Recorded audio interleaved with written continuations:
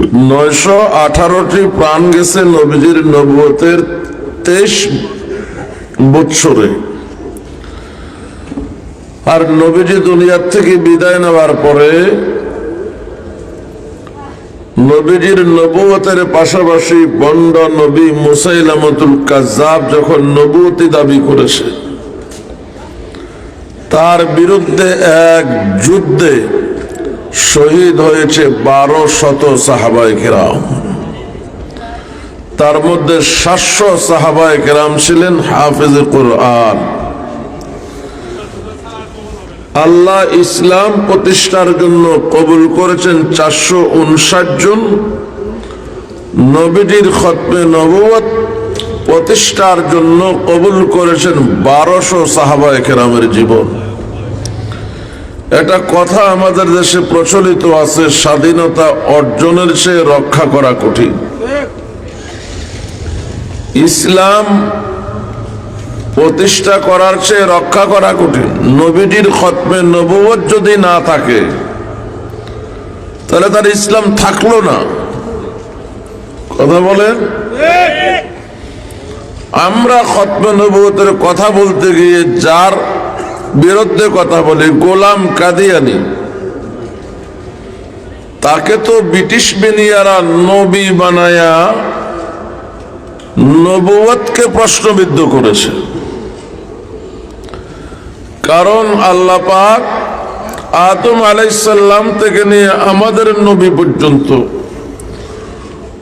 যত নবী রাসূল দুনিয়াতে পাঠিয়েছেন সবাই ছিল যুগের শ্রেষ্ঠ সুন্দর সুপুরুষ। কোন আসুন্দর ব্যক্তিকে আল্লাহ পাক নবুয়তি দেন নাই। মূসা আলাইহিস সালামকে সিন্ধুকে ভরে মা ভাসিয়ে দিয়েছে। ফেরাউনের বিবি আসিয়া তাকে সেখান থেকে তুলে নিয়েছে। ফেরাউন যখন জানতে পারল যে আসিয়া একটা শিশুকে কুড়িয়ে পেয়েছে, সে বলেছে নিশ্চয় বনি ইসরাইলের সন্তান হবে, তার বাঁচার কোনো অধিকার নাই, এখনই মারি ফেলবো। আসে যখন চেহারা দেখছে মায়া জায়গা গেছে। কথা বলেন। অর্থাৎ আল্লাহ পাক ভবিষ্যতে এই নবীকে এত সুন্দর বানিয়েছেন, জালেম ফেরাউনের ভিতরে মায়া এসে গেছে। আল্লাহ বলেন ফাআলকাইতু আলাইকা মুহাব্বাতাম মিন্নি। পয়গম্বররা এমনই হয়। আর আমাদের নবী সম্পর্কে কি বলবো? বিবি হালিমা যখন নবীজিকে মা আমেনার কাছ থেকে বিদায় নিয়ে চলে যাচ্ছে, আমেনা বলতেছে, হালিমা আমার ছেলে বলে বলছি না, আমার এই ছেলের মতো এত সুন্দর শিশু আমি কোনোদিন দেখি নাই, একটু যত্ন করে রাখিও। হালিমা বলে তুমি দেখছো আর কি, তোমার বাড়ি হলো মদিনায়, শ্বশুর বাড়ি হলো মক্কায়, তোমার পৃথিবী হলো তুল। আমি আমার স্বামীর সাথে বহু জায়গায় ঘুরেছি, আমি এত সুন্দর শিশু দেখিনি। এর মধ্যে আব্দুল মুত্তালিব আসি বলতেছে, তুমি মহিলা মানুষ গেছো আর কত দূর, দেখছো আর কত দূর। আমি কোরাইশ নেতা, কোরাইশি ব্যবসায়ী কাফেলা নিয়ে পৃথিবীর বহু দেশ ভ্রমণ করেছি, আমি আমার দেখা মতে এত সুন্দর দেখি নেই। জিবরাইল আইসা বলতেছে, গাররাবতু মাশারিকাল আরদি ওয়া মাগারিবাহা লাম আরা আহসানা আজমালা আশরাফা মিন মুহাম্মাদিন সাল্লাল্লাহু আলাইহি সাল্লাম। সুবহানাল্লাহ। আমি আদম থেকে নিয়ে ঈসা রুহুল্লাহ পর্যন্ত সকল নবী রাসূলদের চোখ দেখেছি, সারা দুনিয়া দেখেছি, আমি এত সুন্দর দেখি নাই। আল্লাহ বলে দেখবি করতে গিয়ে আমি তো এর সুন্দর বানাই নেই। আর ব্রিটিশ নবী বানাইছে কারে? গোলাম কাদিয়ানি রে, যার চোখ একটা কানা।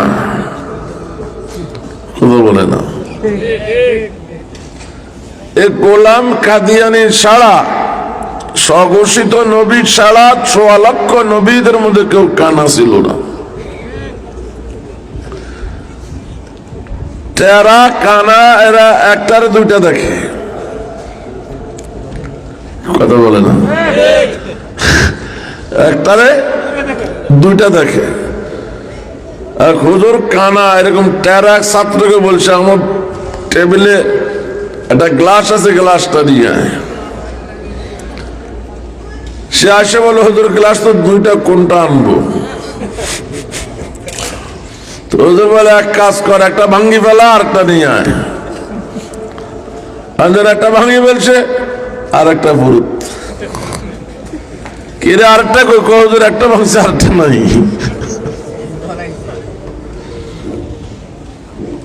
এই গোলাম কাদিয়ানি একদিকে কি কানা, তার কানা হওয়াটাই প্রমাণ সে নবী হওয়ার যোগ্য না, কারণ তার আগে কোন কানা খেলা নবী বানান নাই। 2 নম্বর, তার ছিল হাই ডায়াবেটিস, প্রতি 3 মিনিটে একবার পেশাব করত।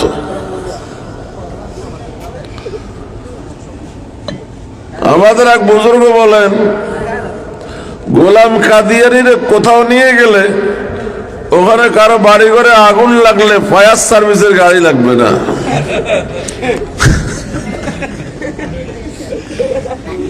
প্রতি 3 মিনিটে একবার পেশাব করলে তার পেশাব দিয়ে আগুন নেবানো যাবে। যাদের ডায়াবেটিস অনেক সময় নীল হয়ে যায়, তখন মিষ্টি খাইয়া ডায়াবেটিস বাড়াইতে হয়। এজন্য ডায়াবেটিসের রোগী সবসময় চকলেট রাখতে হয়।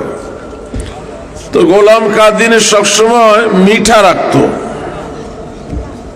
পকেটে। মিঠা চেনেন না?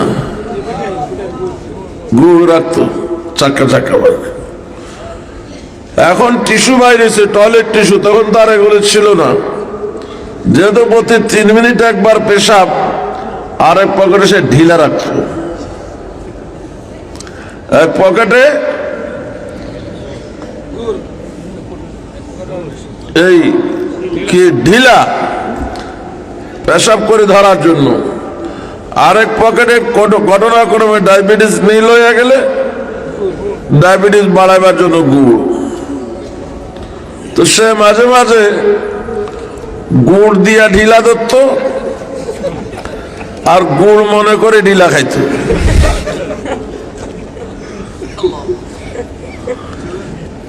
চিন্তা করেন, এটা বলে নবী। এরকম ঢিলা ডালারের নবীয়ত দিয়া মকামে নবুয়তকে প্রশ্নবিদ্ধ করেছে ব্রিটিশ মিডিয়ারা।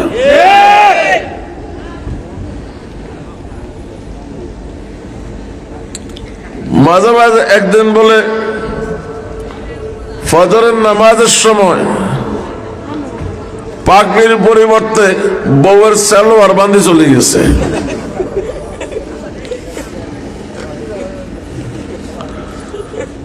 তো ফজরের নামাজের সময় তো একটু একটু ফর্সা হয়ে যাবে নামাজ শেষ হইতে হইতে। এখন বক্তারা কহ, হজরত ये क्या पहन के आ गया? এটা কি পিন্দি আসছে? नाम याद है बहुत सलवार। कहो सॉरी, अंधेरे में पगड़ी समझकर अपनी बीबी की सलवार पहन के आ गया हूं। हाय हाय, আল্লাহ পাক আমাদেরকে বুঝালেন যে আমি দ্বীন প্রতিষ্ঠার জন্য কবুল করেছি 459, আর আমার নবীর খতমে নবুয়ত রক্ষার জন্য আমি কবুল করেছি 1200, অর্থাৎ 400 আরো 2 গুণ বেশি। তোমাদেরকে এই বিষয়টা মাথায় রাখতে হবে। গোলাম কাদিয়ানিকে অমুসলিম ঘোষণার জন্য পাকিস্তানে প্রায় 10,000 নবী প্রেমিককে জীবন দিতে হয়েছে।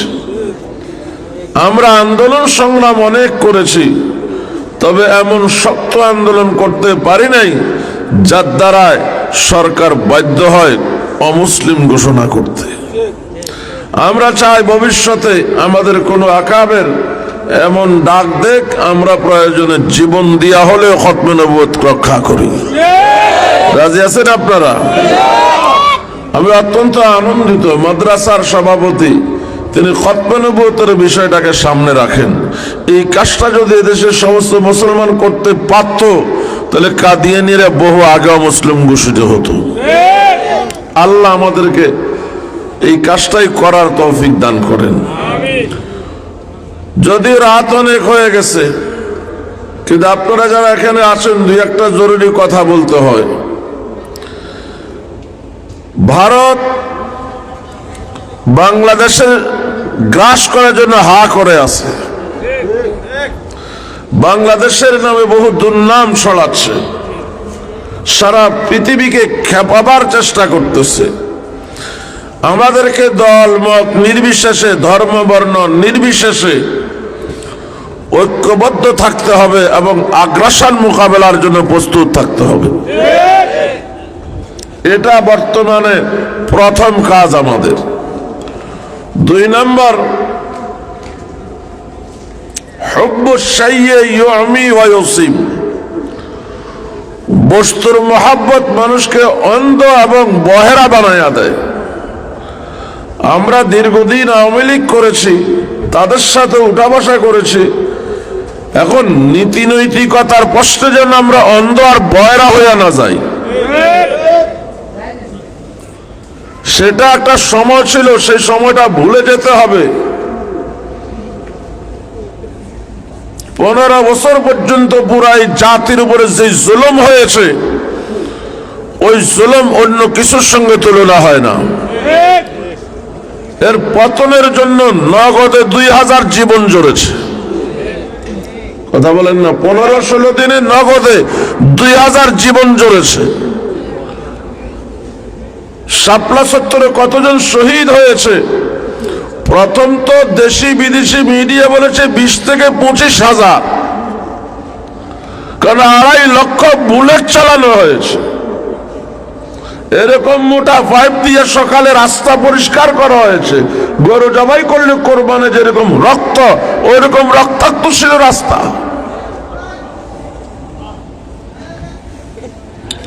অনেকে বলে তালিকা নেই কেন? তালিকা আসবে কোত্থেকে? যেসব মাদ্রাসার আলেম ছাত্ররা শহীদ হয়েছে, ফজরের আগে সেখানে পুলিশ গিয়ে হাজির। যে আপনারা যদি বলেন আপনাদের কেউ শহীদ হয়েছে, মুহতামিম থেকে বাবরসি পর্যন্ত সবাইকে ধরে নিয়ে যাও, তো কেউ মুখ খুলবে? ব্রাহ্মণবাড়িয়াতে একজন শহীদ হয়েছে, তার মা বাবারে জেলে নিয়ে গেছে। পুলিশে পিটাই আদা মরা কইরা বলতেছে এবার মামলা করো। কার নামে? আমর শফির নামে, বাবনগরীর নামে। যাদের সন্তানটা শহীদ হয়েছে, মুকামে শাহাদাত, এটা অনেক বড় কিছু। এটা তো যে কোনো মা বাবার সন্তানে পায় না। যে শহীদ হয়েছে তার মা বাবাটা সেরকম। পিটানি খাইয়া মা বাবা বলতেছে মামলা করতে আমরা রাজি আছি, তবে আমর শফি বা জুনায়েদ বাবনগরীর নামে না, মামলা হবে আল্লাহর নামে, আল্লাহ রসুলের নামে। কারণ আমাদের সন্তান বাবনগরী আর আমর শফির জন্য জীবন দেয় নাই, জীবন দিয়েছে আল্লাহ রসুলের জন্য। লেখেন আল্লাহ রসুলের বিরুদ্ধে মামলা। দেখেন সাধারণ মানুষ, শহীদের মা বাবা ইমান কেমন।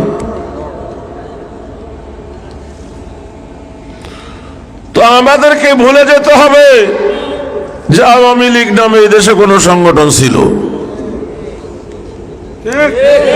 যাদের গায়ে জুলুমের দাগ লেগেছে তাদেরকে অবশ্যই বিচারের কাঠগড়ায় দাঁড়াতে হবে।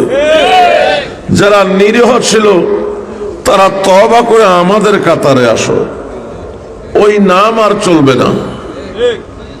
আওয়ামী লীগ বলেন, ছাত্রলীগ বলেন, যুবলীগ বলেন, কৃষক লীগ বলেন, শ্রমিক লীগ বলেন, হাতুড়ি লীগ বলেন, হেলমেট লীগ বলেন, হিন্দু লীগ বলেন, সাদ লীগ বলেন, ইস্কন লীগ বলেন, সব লীগ বন্ধ। শুধু একটা লীগ থাকবে, তাবলীগ। কথা বলেন? এরা বিভিন্ন নাম ব্যবহার করে ভাষা দেওয়ার চেষ্টা করেছে। এই দেশের ছাত্র জনতা সচেতন ছিল কারণে সফল হতে পারে নাই। ভবিষ্যতে যেন সফল হতে না পারে এ ব্যাপারে সতর্ক থাকতে হবে।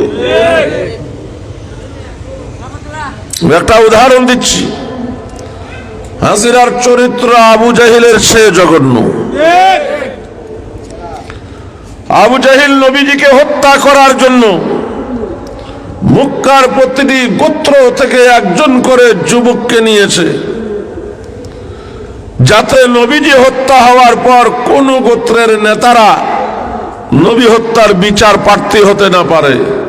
যে বিচার প্রার্থী হবে তার গোত্রের লোকত আছে। কিন্তু আবু জাহিল যাদেরকে তৈরি করেছে নবীজিকে হত্যা করার জন্য, আবু জাহিল তাদেরকে গাইডলাইন দিয়েছে, শোনো, খবরদার নবীর বাড়িতে রাত্রে হামলা চালাতে পারবা না, রাত্রে ঘেরাও করে রাখবা, যা করার সকালে করবা। এটা আবু জাহিলের চরিত্র।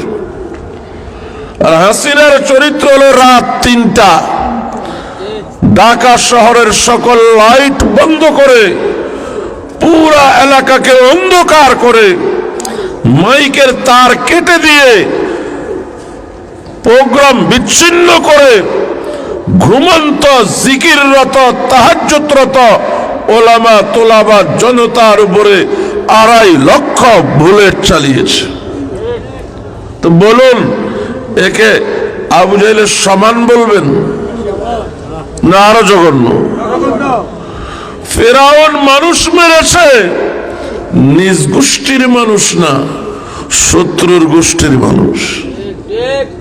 ফেরাউনের বংশ কিপ্তি মানুষ মেরেছে বনি ইসরাইল, নিজ বংশের মানুষ মারে নাই। আর হাসিনা দাবি করে মুসলমান, 15 বছরে মারছেও মুসলমান। বড় বড় পদের জায়গাগুলোতে বসাইছে হিন্দুদেরকে। এদেশে কোন আলেম ওলামা, কোন সাধারণ মুসলমান কখনো হিন্দুদের মন্দিরে বাড়িঘরে হামলা করে না। যারা এটার ফায়দা নেয় তারাই করে। কথা বলেন? 3 জন বোরকা পরা নারী, 3 জন বোরকা পরা মন্দিরে গরুর গোশত ছুঁড়ে মেরেছে। গরু তাদের মায়ের গোশত ছুঁড়ে মারা, এটা মায়ের জন্য অপমান, তাদের মন্দিরের জন্য অবমাননা।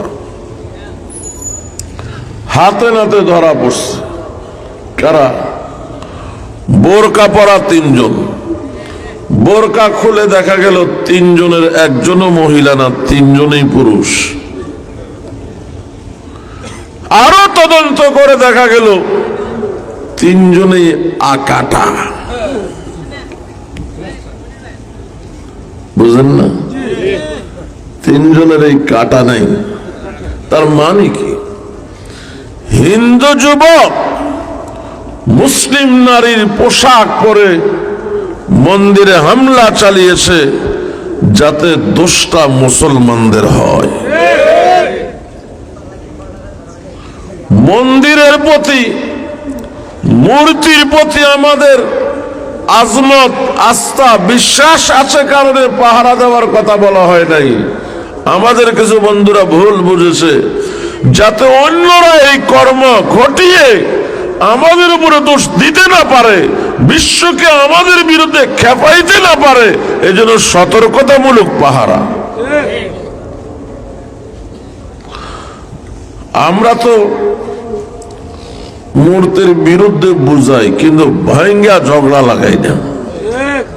কি আমরা আমাদের মতো করে বুঝাই যে তোমরা যে পাওয়ার আছে মনে করো, আসলে কোনো পাওয়ার নাই। খোদার পাওয়ার আছে। আপনাদের প্রত্যেকের 2টা করে হাত আছে, সাঁতরাইতে পারেন কে কে?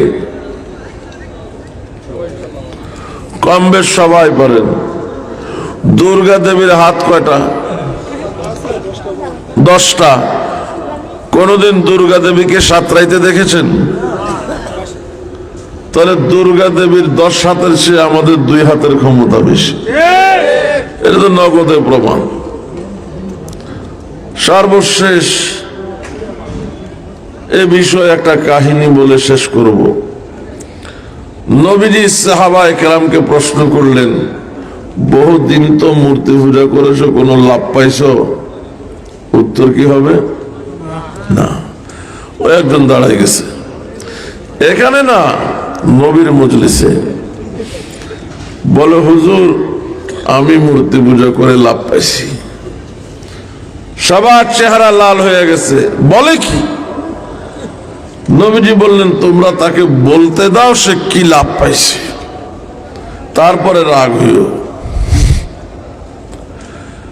আরবরা মূর্তি বানাইতো তিন ভাবে। কয় ভাবে? কাঠ দিয়া, পাথর দিয়া। কাঠের আর পাথরের মূর্তি অনেক ভারী, অনেক ওজন। 3 নম্বর তারা মূর্তি বানাইতো কি দিয়া?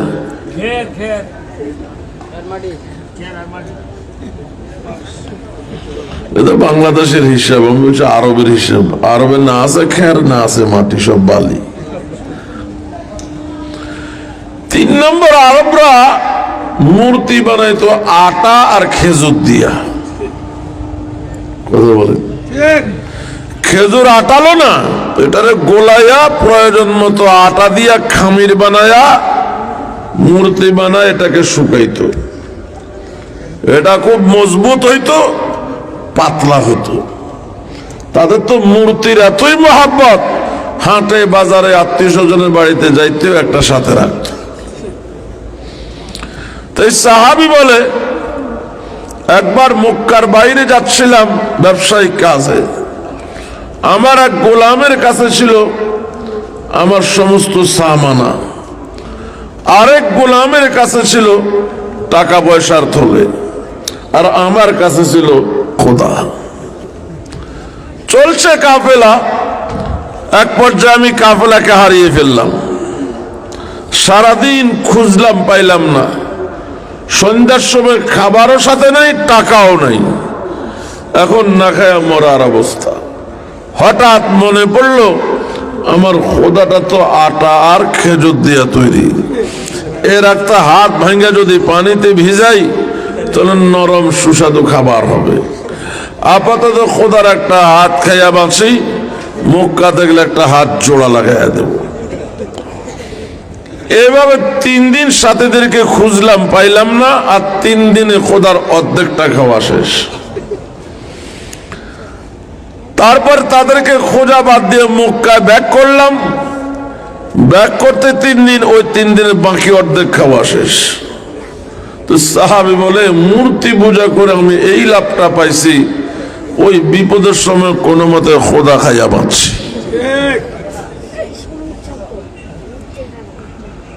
আপনারা যেমন হাসলেন, সাহাবারাও হাসলো। আল্লাহ রাসূল জিজ্ঞাসা করেন, তারপরে কি হইল? সাহাবী বলে, হুজুর খোদা যখন পুরাটা খাওয়া শেষ, তখন উপলব্ধি করলাম আমার দিলে ঈমানের বাতি জ্বলতেছে। তো আমি বলি, ঈমানের বাতি তো জ্বলাই লাগবে, যার ভিতরে আস্থা খোদা ঢুকছে। তারপরেও যদি ঈমানের বাতি না জ্বলে, কখন জ্বলবো? নবীজি বললেন, কেমন? খোদা পুরাটা খাওয়ার পরে আমার চিন্তা হলো, যেই খোদাকে আমি খেয়ে ফেললাম, খোদা নিজেকে নিজে বাঁচাতে পারলো না। আমি তো বিপদ আপদ থেকে বাঁচার জন্য খোদার পূজা করি, তো খোদা আমারে কেমনে বাঁচাইব? যে খোদা নিজেকে বাঁচাইতে পারলো না, সেই খোদা আমাকে কেমনে বাঁচাবে? ক্ষমতা আছে? আমরা এগুলি বলি, আমাদের ওইসব ভাইরা যেন মূর্তি পূজার ছেড়ে তাওহীদের পথে আসে, জান্নাতের পথে যায়। আল্লাহ পাক কথাগুলো বুঝার তৌফিক দান করেন। গত বছর 13ই ডিসেম্বর আমি আমার আম্মা জানকে হারিয়েছি, যার জন্য 1 বছর পার হয়ে এই জায়গায় এসে আমি অনেক মানসিক অসুস্থ। আমার মা দিন রাত আমার জন্য কাঁদতেন। মায়ের দোয়ায় আল্লাহ পাক অনেক বিপদ আপদ থেকে হেফাজত করেছেন। আমি যত রাতেই হোক না কেন, ঘরে দরজায় দাঁড়িয়ে যখন মা বলে ডাক দিতাম, সাথে সাথে আমার মা জবাব দিত, জি বাবা। অনেক সময় বলতাম, মা তুমি কি সারা রাত ঘুমাও না? মা বলতো, সন্তান বাড়ির বাইরে থাকলে মায়ের চোখে ঘুম আসে না। আজ 1 বৎসর মা বলে ডাকতে পারতেছি না। আপনাদেরকে বলার উদ্দেশ্য, আপনারা দোয়া করবেন আল্লাহ পাক যেন আমার মাকে মাফ করে দেয়, জান্নাতুল ফিরদাউস নসিব করেন, সাথে সকলের মা বাবাকে আল্লাহ মাফ করে দেন। আমিন। হুজুর আসছে না? দোয়া করে দেবেন। হ্যাঁ? দোয়া করে দেবেন।